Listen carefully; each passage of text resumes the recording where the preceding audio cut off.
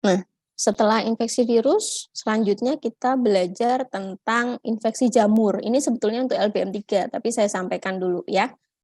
Jadi kalau mikologi ini adalah ilmu yang mempelajari tentang jamur gitu ya. Kalau dalam istilah bahasa Inggrisnya tuh jamur itu fungi kita nyebutnya.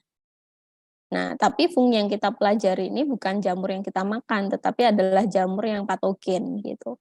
Nah, ini karakteristik dari jamur atau fungi. Yang pertama dia eukariotik ya, dia tidak berklorofil dan dia tidak motil karena dia tidak memiliki flagel. Kemudian dia bisa berkembang biak dengan spora baik secara aseksual maupun seksual. Nah, kemudian dia tumbuh optimum pada suhu 25 sampai 30, tetapi dia juga bisa hidup pada suhu sekitar 37. Nah, peranan jamur ini ada dua, ada yang menguntungkan dan ada yang merugikan. Kalau menguntungkan itu biasanya misalnya untuk pembuatan tempe, untuk menghasilkan antibiotik ya. Antibiotik penisilin itu dari jamur deh. Nama jamurnya adalah Penicillium notatum gitu. Nah, bisa juga yang bisa dimakan ya, jamur marang ya, Volvariella fulvacea gitu ya. Kemudian kalau yang merugikan itu yang dia bersifat patogen pada manusia, pada tumbuhan juga. Nah, ini adalah jamur pertama kali yang ditemukan oleh Alexander Fleming yang akhirnya jamur tersebut Penicillium ini sebagai bahan untuk pembuatan antibiotik penisilin gitu. Nah, ini ya ada banyak antibiotik yang berasal dari jamur. Nah, secara morfologi jamur ini dibagi menjadi 3 deh, yeast, mold, dan dimorfik. Nah, kalau yeast itu contohnya apa? Candida ya. Kalau mold itu contohnya Aspergillus, Penicillium, Rhizopus. Pasti yang sering kalian lihat itu yang bentuk mold ya. Jamur-jamur yang sering kalian lihat di misalnya di makanan yang berjamur, roti yang berjamur itu adalah tipe yang mold. Sedangkan kalau untuk yeast itu biasanya pada kandidiasis oral ya, kalau ada pasien dengan HIV dia dengan oral kandidiasis itu penyebabnya adalah Candida albicans. Jadi kalau secara morfologi dia masuk yeast. Kemudian ada juga bentuk yang ketiga yaitu dimorfik. Jadi dia itu bisa memiliki dua bentuk, pinter gitu ya. Nah, ketika di dalam darah dia bentuknya yeast agar bisa mudah menyebar gitu ya. Tetapi ketika sudah sampai di jaringan ya, maka dia akan berbentuk mold untuk bisa penetrasi lebih invasif gitu. Contohnya histoplasma. Nah, yang pertama adalah yeast. Yeast ini merupakan jamur yang multiseluler gitu ya. Jamur yang bukan multiseluler, uniseluler ya, bentuknya oval ya. Dia berkembang biak baik secara aseksual maupun seksual. Nah, yeast ini ada dua. Yang pertama, dia bisa membentuk pseudohifa yang panjang ini ya. Yang selanjutnya adalah yeast-like. Jadi dia tidak mampu untuk membentuk pseudohifa. Nah, ini tahapan-tahapannya.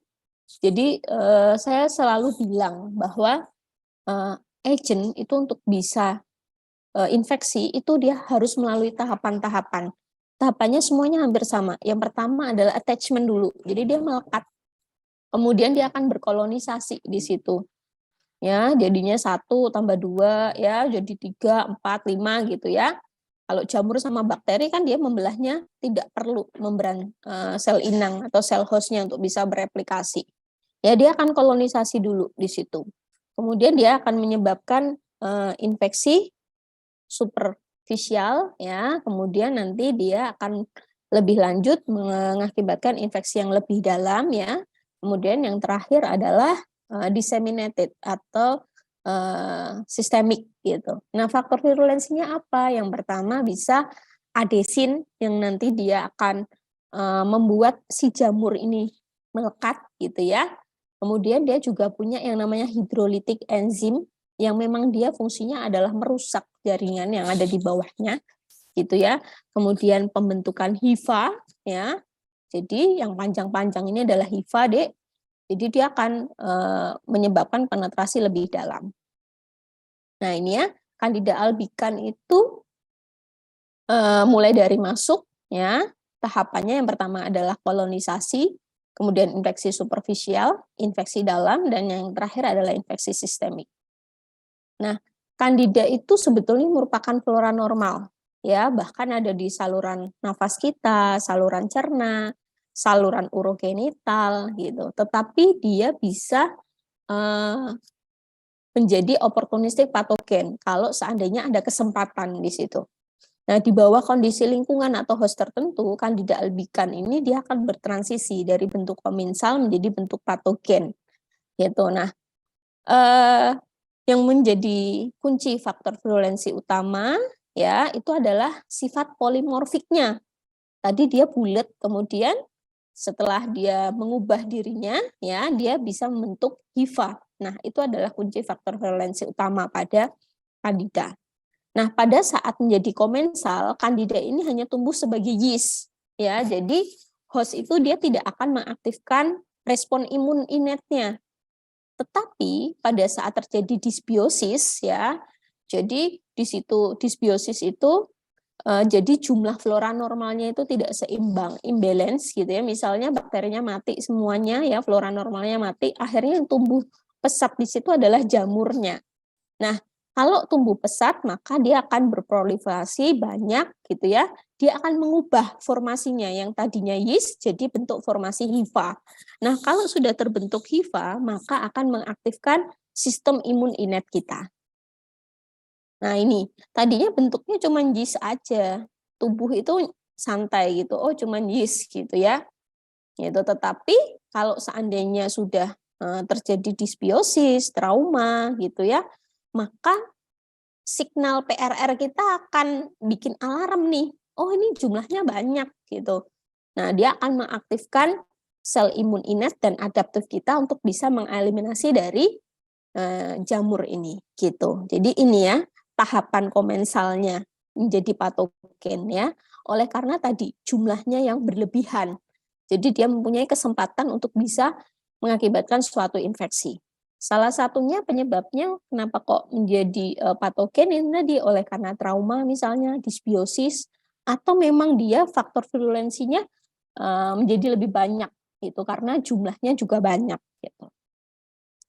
Nah, nih ya kalau kolonisasi tubuh itu nyantai aja gitu ya, nggak akan ada respon imun yang diaktifkan. Tetapi ketika load dari jamurnya ini banyak gitu ya, kemudian dia membentuk hifa ya, PRR-nya akan memberi alarm dan dia akan mengaktifkan sel-sel yang lain ya, dendritic cell, makrofag gitu ya, sitokin proinflamasi gitu. Nah, dia akan diaktifkan semuanya gitu. Nah, kalau tubuh kita itu bagus sistem imunnya, maka Candida ini dia bisa lisis, mati gitu ya. Tetapi kalau sistem imun kita jelek ya, misalnya pada kondisi orang-orang dengan diabetes mellitus ya, sistem imunnya dia fungsinya dia sudah menurun gitu sehingga bukan yeast-nya yang lisis tapi makrofagnya yang lisis. Lihat formasi hifa ya, jadi dia membentuk seperti ini, tali-tali panjang ini ya, ini adalah formasi hifa yang akan menghancurkan makrofag. Padahal fungsi makrofag kan fagositosis gitu. Nah, yang kedua adalah mold. Mold ini adalah jamur yang multiseluler. Jadi dia membentuk benang-benang hifa. Gitu. Hifa ini dibagi menjadi dua, hifa bersepta dan tidak bersepta. Nah, biasanya ditumbuhkan di media kultur agar namanya Saborotextrus agar. Untuk reproduksinya, yang yeast ini dia membentuk bading gitu ya. Bading itu adalah tonjolan ya. Tadinya bulat saja, kemudian dia membentuk tonjolan, dan tonjolan ini lepas terus gitu ya, jadi banyak. Nah, nanti bulat-bulat ini lama-lama akan jadi formasi hifa gitu. Nah, ini adalah reproduksinya, adik-adik sudah belajar lah ya, ini di SMA dulu ya. Nah, untuk yang dimorfik, dia tuh pinter. Jadi, kalau dalam suhu 35 sampai 40, dia berubah menjadi yeast ya. Bentuknya seperti ini. Kalau bentuk yeast itu dia mudah ya di dalam darah untuk bisa menyebar. Tetapi ketika temperaturnya kurang dari 30, dia akan berubah formasinya menjadi hifa. Nah, dengan menjadi hifa ini dia akan mudah untuk merusak jaringan gitu. Nah, dari sekian juta spesies jamur itu hanya 200 spesies saja yang sifat patogen pada manusia. semuanya tergantung dari environmental exposure-nya gitu ya. Yang kedua adalah status dari imun tubuh kita. Semakin jelek berarti resiko untuk terkena infeksi jamur semakin tinggi. Nah, kulit kita itu dibagi menjadi epidermis, dermis, dan subkutan. Nah, nanti ada jamur yang dia hanya nyerangnya di superficial saja. Misalnya apa? Panu. Istilahnya adalah Pityriasis versicolor. Penyebabnya adalah Malassezia furfur. Kemudian ke arah subkutan ya adalah dermatofitosis. Contohnya apa? Microsporum, Trichopiton, Epidermophyton gitu. Kemudian ada lagi untuk jamur yang dimorfik ya, contohnya Histoplasma, Blastomyces. Kemudian untuk yang ini opportunistik ini contohnya apa? Candida albicans itu opportunistik. Aspergillus itu opportunistik. Maksudnya oportunistik tahu ya, Dik ya. Jadi sebetulnya dia itu kalau status imun kita bagus gitu ya, kalau kita melihat jamur gitu ya, misalnya di makanan atau di tumbuhan gitu ya, itu kita akan nggak apa-apa gitu. Tapi ketika imun kita melemah gitu ya, spora satu saja terhirup ya, maka spora ini nanti dia akan berkembang biak ya, membentuk hifa ya, sehingga nanti bisa menyebabkan aspergillosis. Nah, untuk yang superficial tadi ya, Pityriasis versicolor. Untuk yang kutan, contohnya Microsporum, Trichopiton, subkutan, contohnya Sporotrik, untuk opportunistik, contohnya Candida. Nah, ini yang menyerang superficial. Jadi orang dengan panu, dia itu sebetulnya tidak merasa sakit ya. Dia itu datang ke dokter karena dia malu, karena estetika gitu, karena ada bercak-bercak putih gitu. Jadi biasanya datang ke dokter itu karena malunya itu gitu. Nah, kemudian ini kita cek ya dengan pewarnaan KOH. Kemarin sudah belajar ya dari konsep pewarnaan KOH. Nah, di sini ada hifa pendek ya, hifa pendek dan ada bulat-bulat ini adalah spora. Jadi adanya hifa pendek dan spora seperti gambaran spaghetti and meatballs. Itu khas untuk panu. Kemudian ini pada kasus mikosis superficial juga namanya tinea nigra. Ya, ini biasanya di palmar. Ini ya, kalau pewarnaan KOH akan terlihat hifa ya. Nah, ini penyebabnya tinea nigra ini adalah Exoviala wernicki. Kemudian ada white piedra dan black piedra. Penyebabnya adalah Trichosporon begeli atau Piedra hurtae. Ya, ini di rambut biasanya. Nah, yang kedua adalah dermatofitosis. Dia kalau sudah sampai dermatofitosis ini mengakibatkan host ini tidak nyaman gitu ya, karena rasanya perih gitu ya, gatel gitu. Nah, contohnya apa? Pada dermatofitosis itu hanya disebabkan oleh 3 jamur, Trichopiton, Microsporum, dan Epidermophyton. Nah, ini berdasarkan lokasinya, Dek. Jadi lokasinya di mana? Kalau di kepala ya berarti tinea capitis, ya. Kalau di dagu atau jenggot yang namanya tinea barbari, kalau corporis berarti di punggung. Nah, patogenesisnya sama. Yang pertama jamur dermatofitosis itu dia akan melekat terlebih dahulu, ya. Setelah 6 jam dia akan melekat ya, apalagi kalau dia nggak mandi, ya sudah dia akan nempel di situ. Kemudian dia akan memproduksi yang namanya keratinase, keratolitik. Jadi dia akan menghidrolisis keratin untuk pertumbuhan jamur di stratum corneum kulit kita. Kemudian nanti dia setelah 6 jam dia akan penetrasi kemudian ke stratum corneum. Nah, spora tumbuh di situ. Gitu. Nah, sebetulnya tubuh kita itu sudah memiliki mekanisme kompensasi, yaitu dengan cara eksfoliasi, pengelupasan. Adik-adik pernah lihat ya, kalau jerawatan itu ada kulit kita yang mengelupas, ya kan?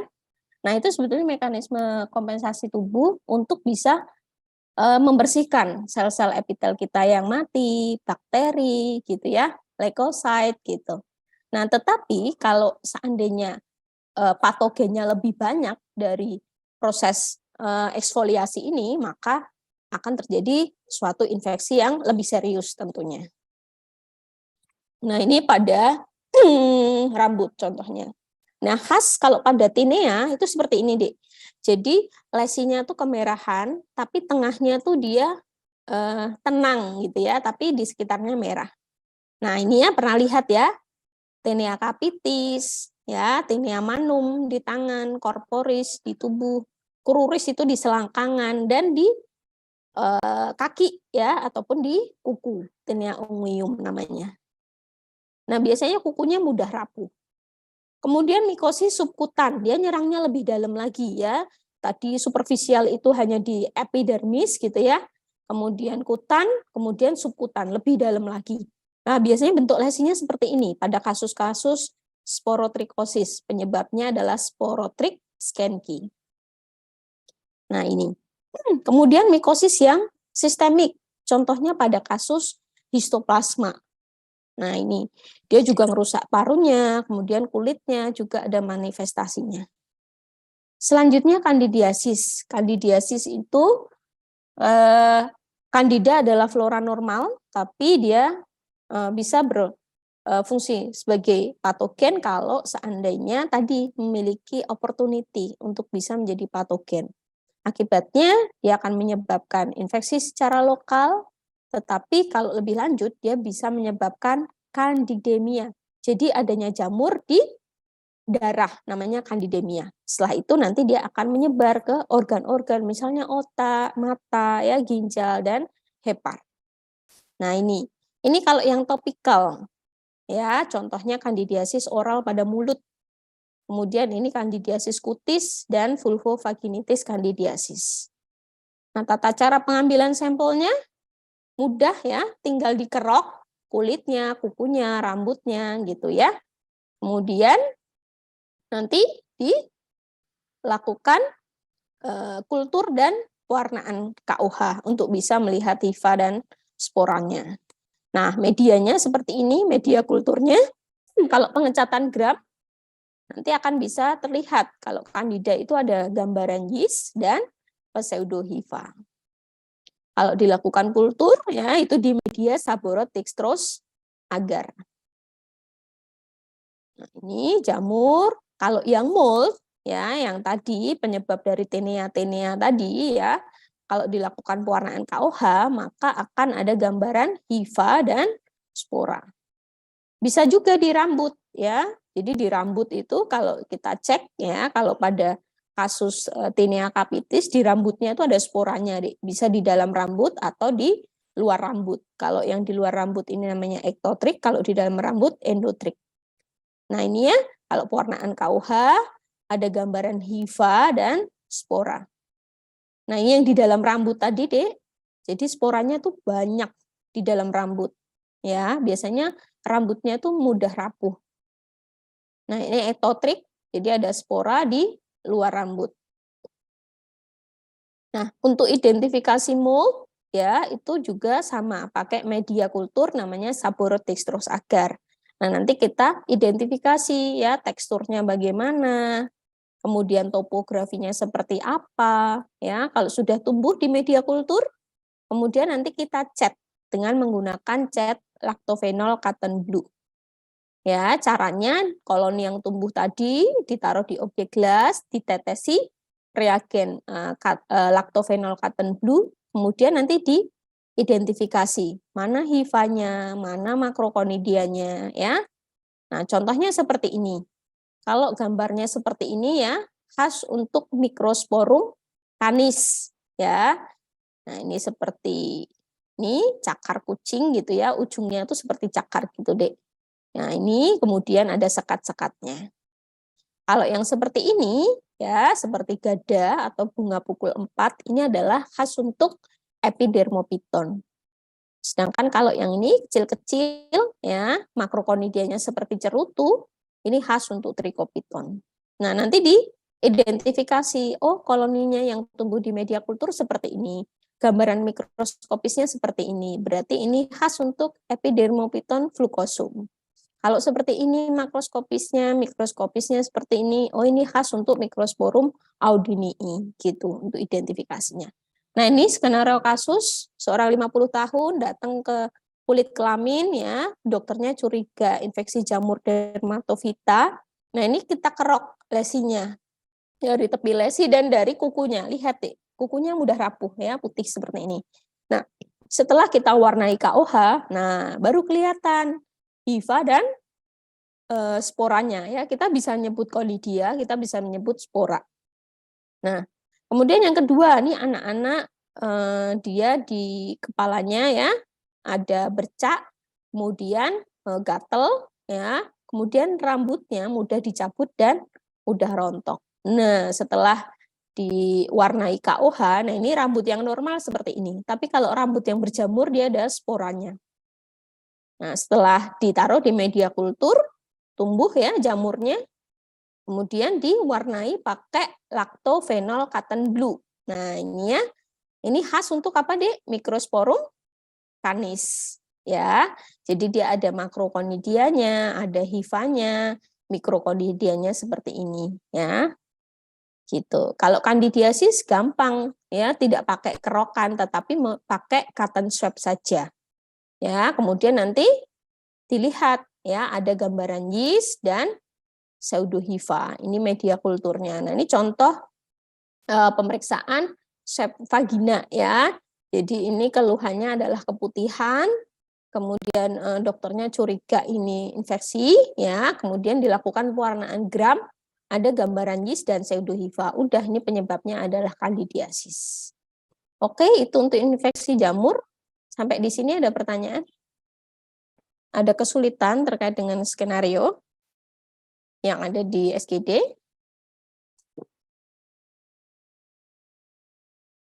Silakan Fatur Rahman. Baik dokter, Assalamualaikum, izin bertanya dokter. Mm-mm. Kan tadi setiap virus itu nanti bermutasi tidak hanya menjadi kuat aja, namun kan bisa menjadi lemah. Nah itu tuh mengapa dokter bisa melemah dan kekuatan motilitasnya berkurang itu? Ya, Kan biasanya kan kita bermutasi atau untuk menjadi lebih kuat gitu dokter. ya. Jadi mutasi virus itu nanti adik-adik baca ya, ada antigenik shift dan ada antigenik drift gitu ya.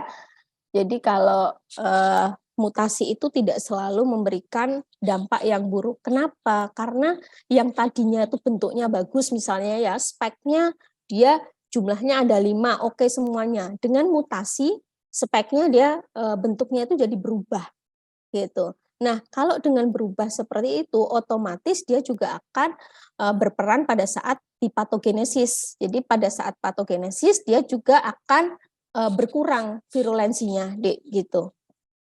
Itu yang menyebabkan kenapa dengan bermutasi itu tidak selalu membawa dampak yang buruk gitu. Karena itu tadi proses mutasi itu ibaratnya kalau kita utuh gini ya, seperti manusia gini ya, dia punya tangan 2, kaki 2. Nah, dengan bermutasi itu dia bisa berubah bentuknya. Nah, dengan berubah bentuknya ini implikasinya adalah kepatogenesisnya tadi. Yang tadinya harusnya dia bisa lebih kuat, tetapi karena dia bermutasi, bentuknya tidak normal sesuai dengan bentuk aslinya dulu, maka dia akan mengakibatkan pada proses patogenesis ini dia mengakibatkan proses untuk nanti respon imun innate dan adaptifnya tidak seperti pada saat bentuk utuh aslinya gitu. Gitu Fatur. Baik dokter. Jadi sebetulnya dia lebih lemah gitu. Kalau virus bermutasi itu sebetulnya dia lebih lemah dalam hal patogenesisnya ya. Kecuali pada orang-orang yang dia memiliki status imun yang jelek gitu. Ada lagi, Fatur? Ada lagi dokter mungkin. Ya, silakan. Jadi misalkan apakah ada kemungkinan untuk tiap orang yang jadi host itu ataupun makhluk yang jadi host itu ada punya kemungkinan mutasi yang berbeda-beda tidak dokter? Ya, kalau pada host yang bermutasi siapa nih maksudnya? Virusnya. Iya dokter. Virusnya bermutasi pada seseorang itu berbeda-beda gitu. Jadi gini Dek, bukan dilihat dari hostnya, tetapi kondisi secara umum gitu. Misalnya ketika dulu kalau adik-adik ingat pada COVID Delta ya, kemudian varian yang Alpha gitu kan sudah muncul tuh banyak antibiotik, antivirus. Nah, dengan dia kondisi seperti itu, maka dia akan bermutasi gitu. Nah, bermutasinya itu bukan dalam arti dia jadi bentuk lebih kuat gitu, tetapi karena sudah tadi terpapar oleh lingkungan yang seperti itu, jadi dia bermutasinya itu jadi lebih buruk gitu. Nah, ingat tadi ya, jadi tadi kan saya bilang sekali dia proses rilis, jadi itu kan ada 100.000 partikel, hanya 1-10% saja yang dia bisa mengakibatkan infeksius, sedangkan 90%-nya mati. Kenapa mati? Karena ada proses mutasi tadi. Jadi kalau proses mutasi itu jalan, maka proses perakitannya tuh kacau deh. Sama. Jadi kalau seandainya harusnya kita bisa membentuk tubuh secara utuh, dengan dia bermutasi, maka kita akan kesulitan. Oh, rambutnya nggak ada, oh kakinya nggak ada, oh tangannya nggak ada. Gitu. Akhirnya virus itu jadi tadi lebih lemah gitu. Gitu, Fatur. Jadi melihatnya kondisi global ya, bukan tiap orang gitu. Gitu, Fatur. Ada lagi? Oke, dokter. Terima kasih, dokter. Ya. Izin bertanya, dokter. Silakan, Kamila. Baik, dokter. Izin bertanya, kalau untuk pada pasien COVID-19 itu kan kadang terjadi badai sitokin gitu. Nah, tadi juga sempat disinggung sama dokternya, itu kan karena proses inflamasi itu kan terjadi proinflamasi. Ya itu kan terjadi kegagalan gitu. Nah, itu untuk yang lebih jelasnya itu gimana? Oh, sebentar. Saya tunjukkan slide-nya dulu sebentar.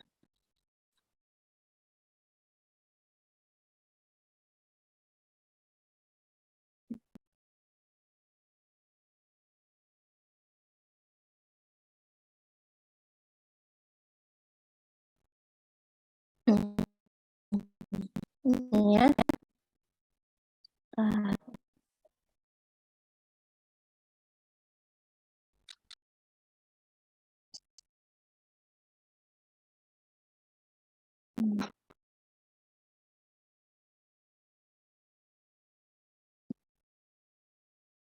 Nah, kalau kalian belajar tentang imunologi itu ya, sebenarnya sangat menarik gitu. Ini adalah proses infeksi virus secara umum ya. Tadi yang pertama, virus itu bisa masuk kalau dia ada apa? Ada apa, Dek?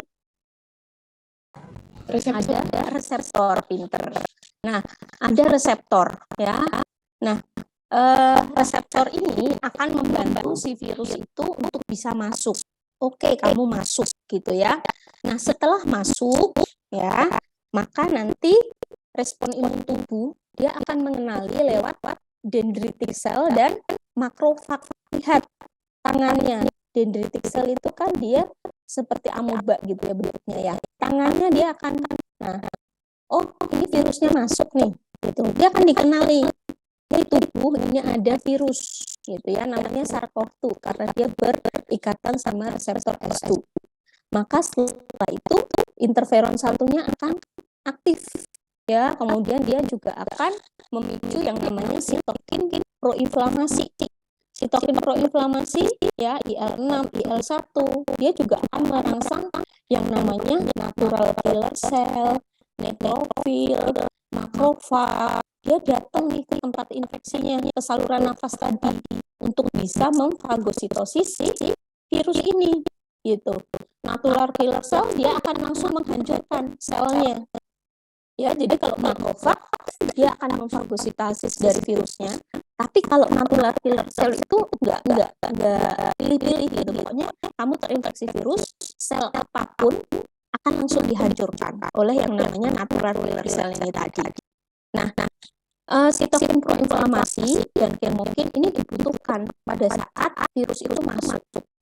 Nah, ini yang tadi saya sebutkan viral clearance. Kalau ini semuanya aktif ya, bagus, maka virus ini tidak akan menyebar ke sel yang lain. Tidak akan masuk ke dalam late stage gitu ya, stadium lanjut tadi. Nah, dia akan di sini saja ya. Jadi proinflamasinya aktif ya, kemokinnya aktif, interferonnya aktif ya. Nanti virusnya akan dibersihkan di sini ya. Sel-sel yang terinfeksi akan diserang oleh namanya natural killer cell. Virusnya juga akan difagosit oleh makrofag, neutrofil ya. sehingga dia tidak akan menyebar ke sel lainnya. Nah, kalau sudah bersih, maka yang diperan adalah antiinflamasi. Ya, antigen presenting sel ini akan bilang ke antiinflamasi, sudah nih inflamasinya sudah reda, virusnya sudah habis, sudah stop ya inflamasinya, stop sampai di sini. Nah, apa yang terjadi pada COVID sitokin storm ya? Jadi inflamasinya ini dia terus-terusan ya, akan jalan sehingga akan mengakibatkan kerusakan secara luas. Inflamasi ini kan harus bisa di-stop. Kalau bisa di-stop, maka dia akan mengakibatkan kerusakan luas. Ingat red cell itu dia akan melindungi semua sel yang terinfeksi. Kalau enggak ada yang menyetop, inflamasi itu akan terus berjalan. Paham ya? Jadi kalau ada kasus sitokin storm ya, ini di bagian yang sebelah sini. Nah, ini terjadi di sitokin storm, jadi rilis internal sel IL-6. Jadi semuanya akan ke situ, semuanya menganggap bahwa inflamasinya masih ada. Nggak ada yang menyetop gitu. Jumlah antara sitokin yang proinflamasi sama inflamasi, jumlahnya lebih banyak yang proinflamasi. Terus sel-selnya juga banyak yang rusak ya. Nah, ini yang dinamakan sitokin storm. Jadi perilisan dari sitokin storm yang proinflamasi ini banyak sekali sehingga nantinya dia akan merusak kerusakan jaringan di situ, kerusakan sel di situ. Nah, kalau sel alveolnya tadi rusak, akibatnya mengakibatkan yang namanya ARDS, acute respiratory distress syndrome gitu. Ya, gitu Kamila. Paham nggak? Terima kasih. Ya, nah ini sitokin storm, kemudian dia juga akan memicu yang namanya neutrofil, CD4, CD8 ya, dia akan datang ke situ semuanya. Nah, kalau akan datang ke situ semua kan selnya kan jadi rusak semuanya. Ya, oleh sebab ini masih dianggap bahwa di situ masih ada infeksi virusnya gitu. Itu yang terjadi pada sitokin storm dan dia tidak bisa dikendalikan gitu. Namanya sitokin storm. Jadi inflamasi pada semuanya jadi inflamasi yang berlebih sehingga dia akan mengakibatkan kerusakan dari jaringan itu sendiri gitu. Akibatnya pasien tersebut bisa terjadi gagal nafas oleh karena RDS gitu. Gitu Kamila, dan kalau ada ini orang yang COVID dan berat, ini kan virusnya terganggu ya, itu dari kasus ininya biasanya rendah gitu Kamila. Baik, ada ide? Izin tanya dokter. Iya, silakan. Kalau materi yang dua itu yang mikro itu kan berarti untuk menjaga tinggi dokter. Nah ini nanti apakah akan keluar di channel atau tidak dokter? Ya enggak kalau kita kan yang masuk ke gitu.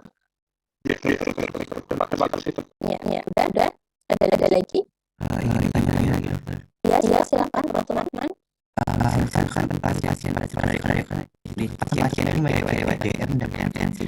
Nah, peristiwa kan dia tuh kenal COVID dokter terus kalau jika pemberian dari obat DM dan nanti memparah COVID-nya malah lebih bagus, dapat tidak mengganggu, tidak memparah COVID-nya dokter.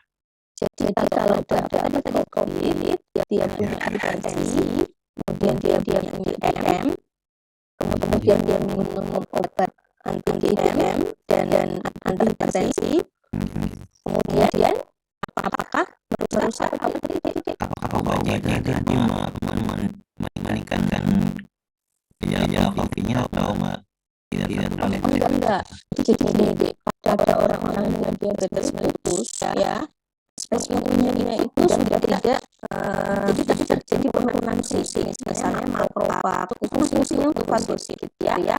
Jadi dia yang tadinya bisa memfagosit semuanya, tapi ada beberapa makrofag yang tidak fagosit misalnya. Jadi memang sel-sel imunnya di situ secara fisik dia sudah menurun. Justru kalau dia tidak mengendalikan nomorfitnya, maka akan jatuh ke dalam tadi ya, jadi di situ storm, kemudian kerusakan paru-paru bawah sehingga akibatnya terjadi ARDS.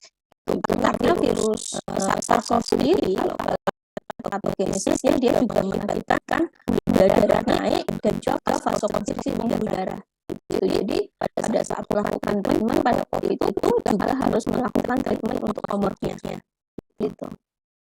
Itu Fatur. Ya, terima kasih dokter. Ya, ada lagi?